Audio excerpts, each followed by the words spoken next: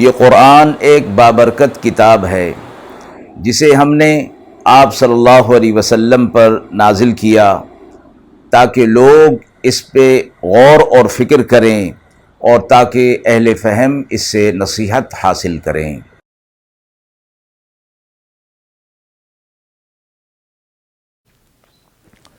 بسم اللہ الرحمن الرحیم۔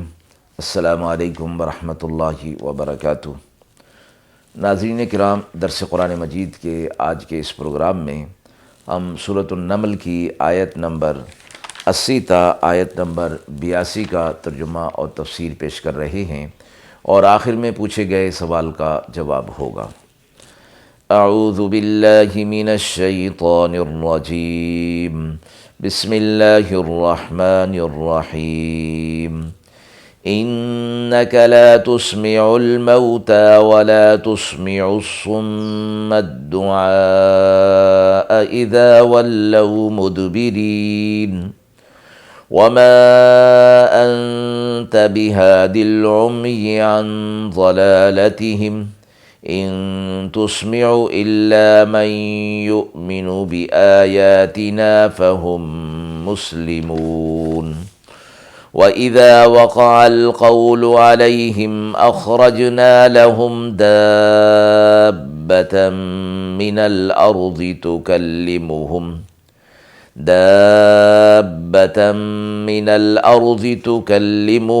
أَنَّ النَّاسَ كَانُوا بِآيَاتِنَا لَا يُوقِنُونَ۔ آیات مبارکہ کا ترجمہ ملاحظہ فرمائیں۔ بے شک آپ نہیں سنا سکتے مردوں کو اور نہیں سنا سکتے بہروں کو اپنی پکار جب کہ وہ پیٹھ پھیر کر لوٹ جائیں، اور نہ آپ دکھا سکتے ہیں اندھوں کو جب وہ گمراہ ہو جائیں۔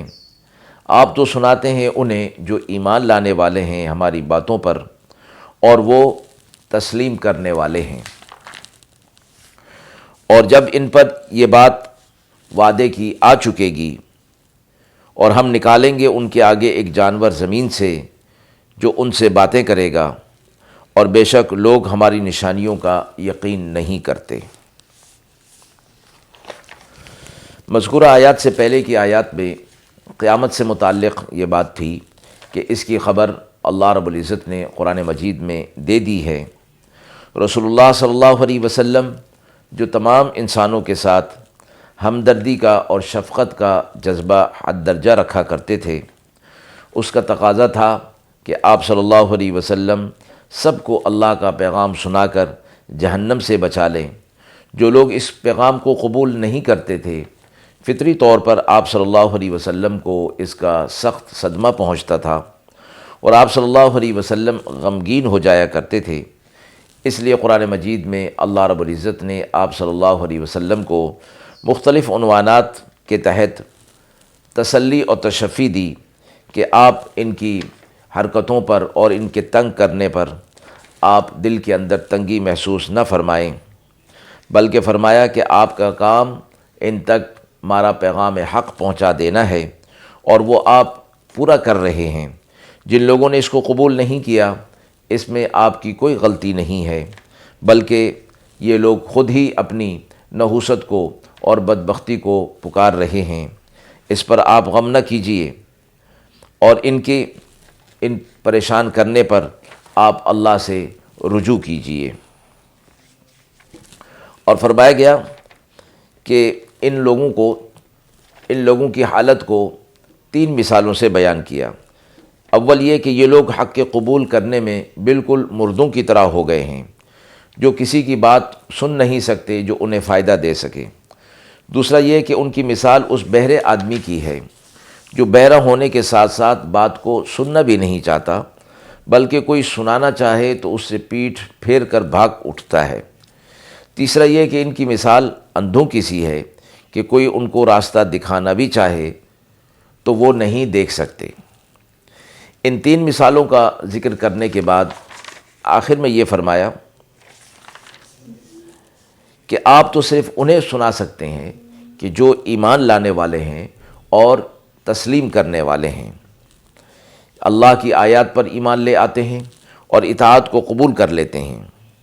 اور یہاں سننے سنانے سے مراد محض کانوں سے سننا مراد نہیں ہے، بلکہ اس سے مراد وہ سننا ہے جو ان کو نفع دے سکے، اور جو نفع نہ دے سکے قرآن نے اس اعتبار سے فرمایا کہ وہ تو گویا انہوں نے سنا ہی نہیں ہے۔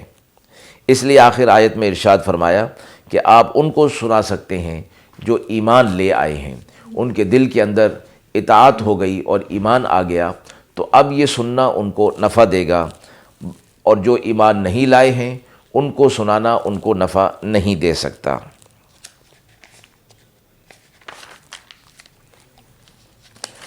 اس کے بعد کی آیت کے اندر یہ فرمایا گیا کہ جب قیامت کا وعدہ ان کے اوپر پورا ہو جائے گا، یعنی قرب قیامت ہوگی، تو ہم زمین سے ایک جانور نکالیں گے جسے دابۃ الارض فرمایا گیا، اور وہ ان سے باتیں کرے گا، لیکن اکثر لوگ ہماری آیتوں پر اور ہماری نشانیوں پر ایمان نہیں لاتے۔ آیات مبارکہ کے حوالے سے قرب قیامت میں زمین سے ایک ایسے جانور کا نکلنا ثابت ہوا جو لوگوں سے باتیں کرے گا اور عجیب الخلقت ہوگا، اور یہ کہ یہ عام جانوروں کی طرح تولد اور تناسل کے طریقے پر پیدا نہیں ہوگا، بلکہ اللہ کے حکم سے اچانک زمین سے نکلے گا، اور حدیث مبارکہ کے مطابق یہ دابۃ الارض کا نکلنا قیامت کی آخری علامات میں سے ہوگا۔ اس کے بعد بہت جلد قیامت قائم ہو جائے گی۔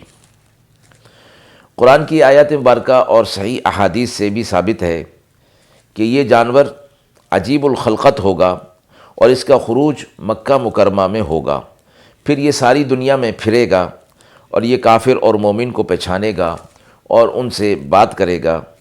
بس اتنی بات پر عقیدہ رکھا جائے، زائد کیفیات کا نہ قرآن مجید کے اندر ذکر فرمایا گیا ہے اور نہ احادیث مبارکہ میں اس کا تذکرہ کیا گیا، اس لیے مزید تحقیق اور تفشیش کی ضرورت نہیں رہتی۔ قرآن مجید میں یہ فرمایا گیا کہ ان الناس کانوا بآیاتنا لا یوقنون، لوگ پھر بھی ہماری آیتوں پر یقین نہیں کرتے، ایمان نہیں لاتے۔ مراد یہ ہے کہ جب یہ سامنے آ جائے گا اور اس وقت وہ ایمان لانا چاہیں گے تو ان کا ایمان لانا معتبر نہیں ہوگا۔ آیت مبارکہ کے حوالے سے سوال پوچھا گیا ہے کہ حدیث مبارکہ میں قرب قیامت کی کیا نشانیاں بیان ہوئی ہیں۔ مسند احمد میں حضرت حذیفہ رضی اللہ تعالی عنہ سے روایت ہے کہ رسول اللہ صلی اللہ علیہ وسلم نے فرمایا کہ قیامت اس وقت تک قائم نہیں ہوگی جب تک کہ تم اس سے پہلے کچھ نشانیاں نہ دیکھ لو، اور وہ نشانیاں یہ ہیں: نمبر 1، آفتاب کا مغرب کی طرف سے طلوع ہونا، دخان یعنی دھواں، دابہ یعنی یہ جانور جو زمین سے نکلے گا، یاجوج ماجوج کا نکلنا، حضرت عیسیٰ علیہ السلام کا نازل ہونا، دجال کا آنا، 3 خسوف، ایک مغرب میں، دوسرا مشرق میں، تیسرا جزیرۃ العرب کے اندر ہوگا، اور ایک آگ جو قعر عدن سے نکلے گی اور سب لوگوں کو ہنکا کر میدان حشر کی طرف لے جائے گی۔ جس مقام پر یہ لوگ رات گزارنے کے لیے ٹھہریں گے، یہ آگ بھی ٹھہر جائے گی، پھر ان کو لے کر چلے گی۔ احادیث مبارکہ میں دیگر نشانیاں بھی کچھ فرمائی گئی ہیں کہ جو قرب قیامت میں ظاہر ہوں گی۔ وآخر دعوانا ان الحمد للہ رب العالمین۔